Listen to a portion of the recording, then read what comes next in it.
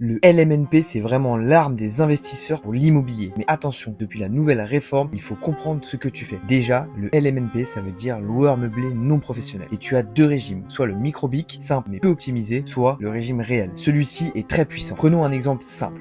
Tu loues un bien 900 euros par mois, soit 10 800 euros par an. Avec le micro-BIC, tu as un abattement de 50%. Donc tu es imposé sur 5 400 euros. Et derrière, tu as l'imposition plus les prélèvements sociaux. Et là, ça peut monter très vite. En plus, si tu as un crédit à rembourser, alors tu peux être en négatif. Maintenant, avec le régime réel, tu déduis toutes les charges, le crédit, les travaux, la gestion et tout ce qu'il y a avec. Et surtout, tu amortis ton bien. Et l'amortissement, qu'est-ce que c'est? Le fisc considère que ton bien perd de la valeur chaque année. Donc tu déduis des charges fictives. Le résultat, ta fiscalité peut tomber à zéro et ça pendant plusieurs années. Donc tu ne payes pas d'impôts. Mais attention, très important depuis 2026, avec la nouvelle réforme sur le LMNP, les amortissements sont désormais réintégrés au moment de la revente. Ce que ça change concrètement, c'est qu'avant, tu effaçais l'impôt sans conséquence. Aujourd'hui, l'impôt sera payé plus tard, même si au bout de 30 ans, tout l'impôt est effacé. Le LMNP au réel reste ultra puissant, mais il faut raisonner long terme et anticiper la sortie. Conclusion. Alors oui, tu peux générer du cash flow peu fiscalisé, mais non, ce n'est pas magique sans réflexion. Si tu veux apprendre comment utiliser le LMNP intelligemment et éviter toutes les erreurs en investissement, abonne-toi et commente Invest. Je t'envoie gratuitement les bases pour commencer à investir. Abonne-toi pour plus de vidéos finance.